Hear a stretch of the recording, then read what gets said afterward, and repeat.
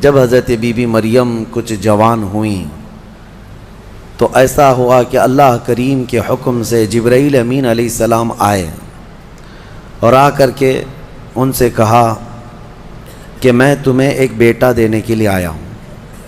تو حضرت be be مریم گھبرائیں، کہا انی اعوذ بالرحمن منک ان کنت تقیا، اگر تو نیک آدمی ہے تو دور ہو جا، میں اللہ کی پناہ مانگتی ہوں تجھ سے، مجھے آج تک کوئی مرد نے چھوا تک نہیں ہے۔ تو پھر حضرت جبرائیل نے کہا انما انا رسول ربک لاہب لک غلاما زکیا، میں تو تیرے رب کا فرشتہ ہوں، تیرے رب کا قاصد ہوں، بھیجا ہوا ہوں، اور تجھے ایک بیٹا دینے کے لیے آیا ہوں۔ بی بی مریم نے پوچھا، قالت انا یکون لی غلام ولم یمسسنی بشر ولم اک بغیا، مجھے بیٹا کیسے ہو سکتا ہے، مجھے آج تک کسی مرد نے چھوا نہیں اور نہ ہی میں بدکار عورت ہوں، مجھے کیسے بیٹا ہوگا؟ قال کذالک، جبرائیل امین نے کہا ایسے ہی اللہ چاہتا ہے۔ ہوا علی ہین، قال ربک ہوا علی ہین وقد خلقتک من قبل ولم تک ہوا علی ہین ولنجعلہ آیۃ للناس، تیرا رب یہ فرما رہا ہے کہ یہ کام اس کے لیے بڑا آسان ہے، رب تعالیٰ کے لیے بڑا آسان ہے، اور تجھے بغیر کسی شوہر کے ٹچ کیے چھوئے ایک بیٹا دے گا اللہ تعالیٰ، تاکہ اس بیٹے کو اللہ اپنی نشانی بنا دے اور اپنی طرف سے اس کو رحمت بنائے، اور اللہ کا یہ فیصلہ ہے۔ یہ بات چیت ہو رہی کس کے درمیان؟ حضرت بی بی مریم اور حضرت جبرائیل علیہ السلام۔ جبرائیل علیہ السلام اللہ کے فرشتے ہیں، فرشتوں کے اندر یہ بات پہلے سے آپ کو یاد رہے، نہ وہ فرشتے مرد ہیں نہ عورت ہیں، نہ ان کے اندر انسانی فطرت کے تقاضے جو ہوتے ہیں، شہوتیں، وہ بالکل نہیں ہوتی۔ فرشتہ گناہ کرنا تو دور کی بات، گناہ کے متعلق سوچ بھی نہیں سکتا، اللہ نے وہ چیز ہی فرشتے کے اندر نہیں رکھی۔ فرشتوں کے اندر شہوت کا مادہ ہے ہی نہیں، خواہشات نفسانیہ بالکل نہیں، نفس ان کے اندر نہیں ہے۔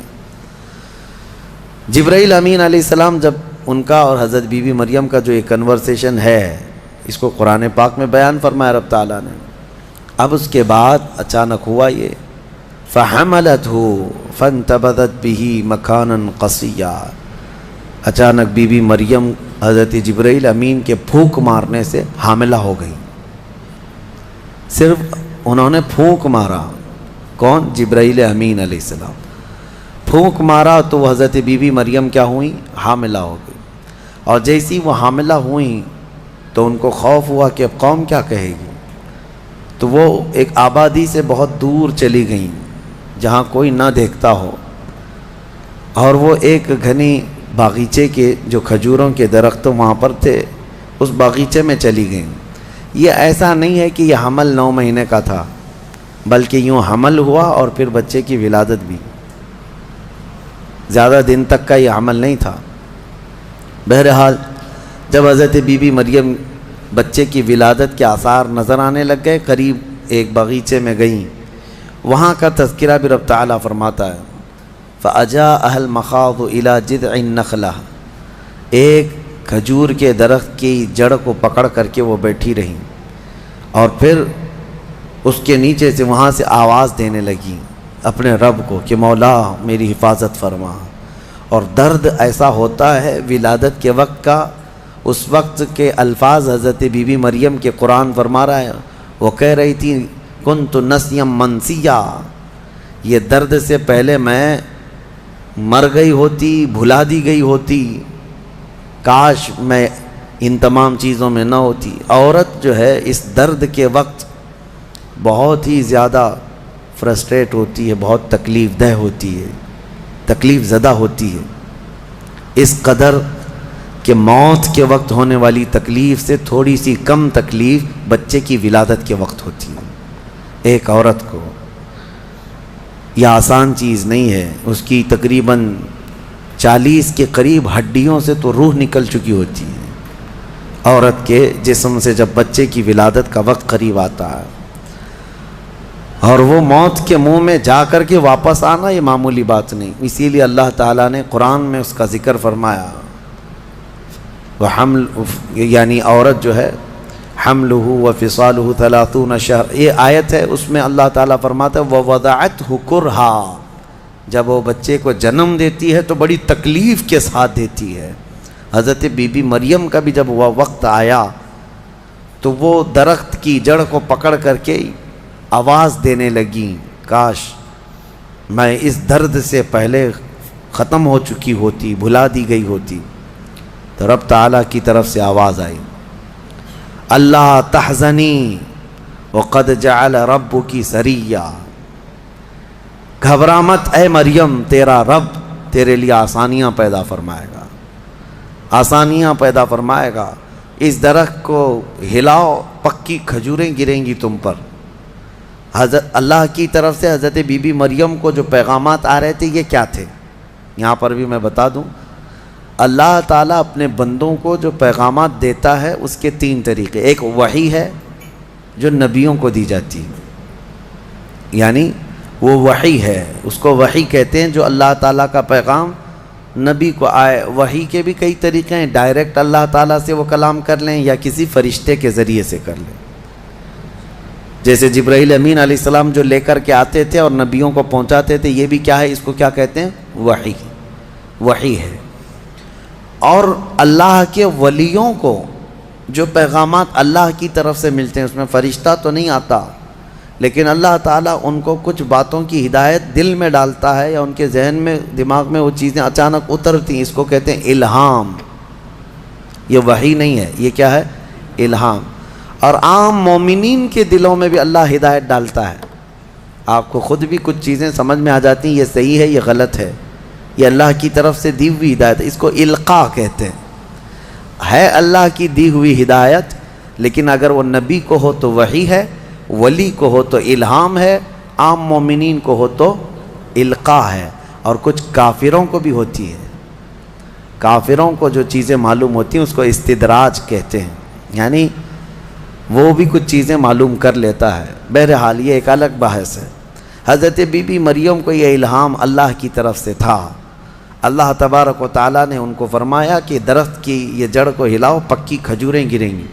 کھجوریں گریں تو اللہ کا حکم ہوا فکلی وشربی وقرری عینا، کھاؤ پیو اور اپنی آنکھیں ٹھنڈی کرو۔ درد زہ اس کو کہتے ہیں، بچے کی ولادت کے وقت ہونے والا درد۔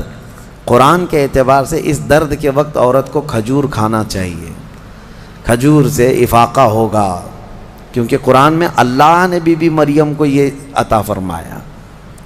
وہ کھجوریں کھائیں اور اس کے بعد اب جو حکم تھا اللہ کا وہ کیا تھا؟ فَإِمَّا تَرَيِنَّ مِنَ الْبَشَرِ أَحَدًا فَقُولِي إِنِّي نَذَرْتُ لِلرَّحْمَنِ صَوْمًا، اگر کوئی آدمی تجھے نظر آ گیا بچہ ہونے کے بعد، بچے کو دیکھ کر کے کوئی بھی اگر تم کو نظر آیا تو بات مت کرنا کسی سے۔ اس وقت چپ کا روزہ ہوتا تھا، یعنی خاموشی کا روزہ، ہماری شریعت میں نہیں ہے، لیکن پہلے کی شریعت میں چپ رہنے کا روزہ بھی ہوتا تھا، یعنی وہ جو ٹائم ہے اتنے ٹائم تک کسی سے بات نہیں کریں، یہ ہونا چاہیے، لیکن ہماری شریعت میں نہیں ہے۔ کاش یہ روزہ عورتوں پر ہو جاتا، بہت سارے لوگ محفوظ ہو جاتے ہیں۔ خیر، حضرت بی بی مریم کو کہا گیا کہ چپ کا روزہ رکھنا، اور کوئی بھی اگر بات کرے تو اشارہ کرنا اپنے بیٹے کی طرف کہ اس سے بات کرو، میں آج چپ کا روزہ ہوں، یعنی وہ اشارہ لوگ سمجھ جاتے تھے کہ روزہ ہے۔ تو حضرت بی بی مریم وہاں جب پہنچی تو درد زہ کے بعد حضرت عیسیٰ علیہ السلام پیدا ہو گئے۔ وہ ایک پتھر پر جلوہ بار ہوئے، اور جیسے ہی پیدا ہوئے حضرت عیسیٰ علیہ السلام وہ پاک صاف تھے، کوئی دایا نہیں، کوئی نرس نہیں، کوئی نرسنگ ہوم نہیں، یہ اللہ تعالیٰ کی قدرت تھی۔ ایک صحیح سلامت بیٹا، اور وہ بھی اللہ کی نشانی بنانی تھی بغیر باپ کے۔ حضرت عیسیٰ علیہ السلام پیدا ہوئے اور حضرت بی بی مریم اپنے بیٹے کو اٹھائیں اور لے کر کے چل پڑیں ایک ہی دن میں، جس کو کہتے ہیں زچہ عورت، یعنی جس کا بچہ ہوا ہوتا ہے وہ عورت کمزور ہو جاتی ہے، لیکن حضرت بی بی مریم اپنے بیٹے کو اٹھائیں اور چل پڑیں۔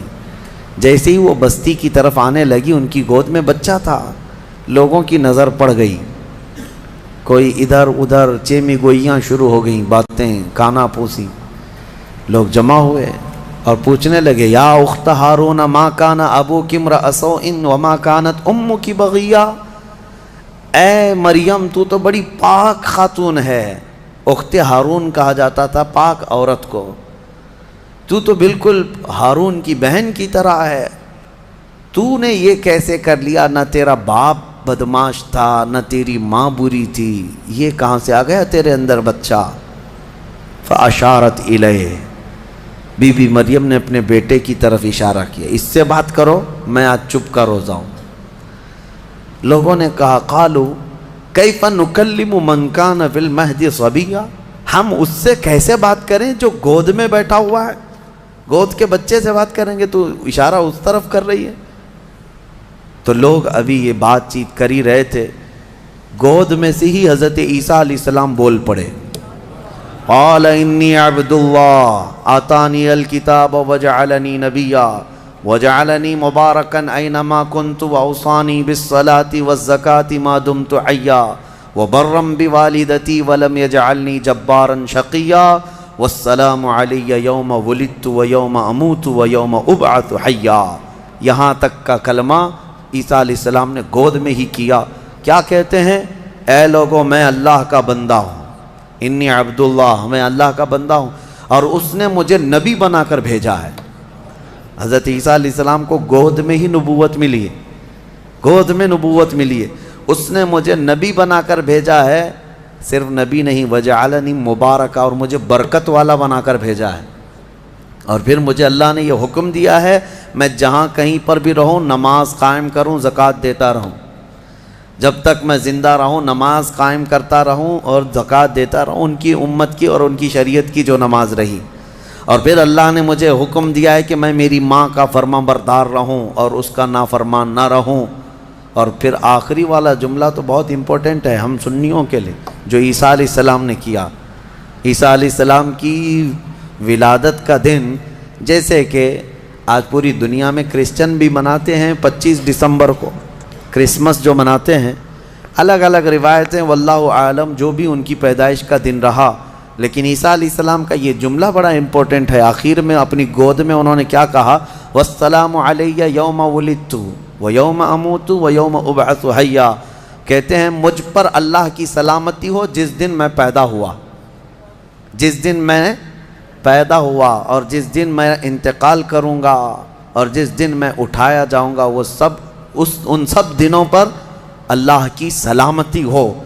عیسیٰ علیہ السلام جس دن پیدا ہوئے وہ سلامتی والا دن ہے، تو 12 ربیع الاول کیوں نہ سلامتی والا دن؟ میرے آقا صلی اللہ علیہ وسلم جس دن پیدا ہوئے کیا وہ سلامتی والا دن نہیں ہے؟ اور ایک نبی خود اپنی ولادت کے دن سلام بھیج رہے ہیں، اور یہاں کروڑوں امتی اپنے نبی کے پیدائش کے دن سلامتی بھیجیں، تو یقیناً یہ قرآن کے حکم کے مطابق ہے۔ بہرحال یہاں تک بات ہوئی، اب چپ ہو جانا چاہیے۔ بچے کی زبان سے جب یہ باتیں سن لی، یہ معجزہ نہیں تو اور کیا ہے؟ اس کے بعد عیسیٰ علیہ السلام ایسا نہیں کہ گود میں ہی بولتے تھے، بس اتنا بولے اور خاموش ہو گئے۔ پھر جب بولنے کی عمر آئی بچوں کی، تب آپ پھر بولنے لگے۔ السلام علیکم ناظرین، اسی طرح کے اسلامک ویڈیو دیکھنے اور سننے کے لیے ہمارے چینل کو سبسکرائب کریں۔ جزاک اللہ خیرن جزا۔